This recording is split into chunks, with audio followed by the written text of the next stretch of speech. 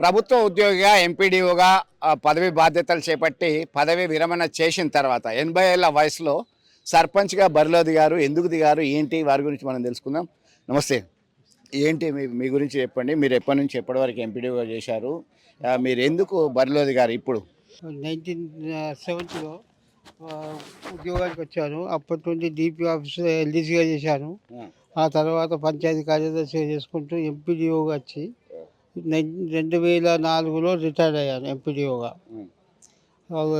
ఎంపీడీఓగా retire అయిన తర్వాత అప్పటి నుండి ఇప్పటిదాకా కాలంలో వాటిగానే ఉన్నాను.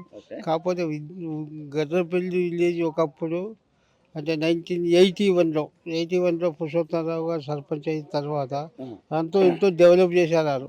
ఆ వాటి నుండి ఇప్పటిదాకా అది ఎక్కడి గొంగలు అక్కడే ఉన్నట్టు ఏం డెవలప్ కాకపోవడం అంటే వల్ల మీకు ఏం గుర్తొచ్చింది? ఇప్పుడు మీరేమి హామీ ఇచ్చారు ప్రజలకి? ప్రజలకు నాది లేడీస్కి పర్స్ గుర్తు.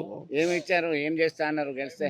నేను గెలిస్తే మునుపు 81లో పురుషోత్తమరావు గారు ఎట్లయితే డెవలప్ చేశారో అంతకంటే రెట్టింపు డెవలప్ చేస్తారు. అభివృద్ధి పనులు మీరు ఎంపీడీఓగా చేసినటువంటి పదవి బాధ్యతలు సర్పంచ్గా చేయడానికి యూజ్ అవుతుంది అనుకుంటున్నారా? అంటే నేను పంచాయతీరాజ్ డిపార్ట్మెంట్లో పనిచేశాను కాబట్టి ఆ పంచాయతీరాజ్ ఉండే అభివృద్ధి పనుల కొరకు నాకు ఆస్కారం ఉంది కాబట్టి చేస్తామని మరి ప్రజలకు హామీ ఇచ్చాను నేను.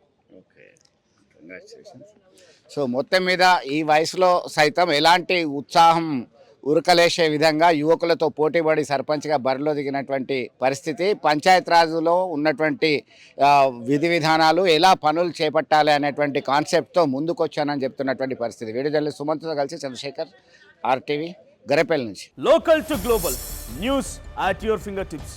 మీ చేతిలో ఒక ఆయుధం. Download R TV app. Media legend Ravi Prakash is back.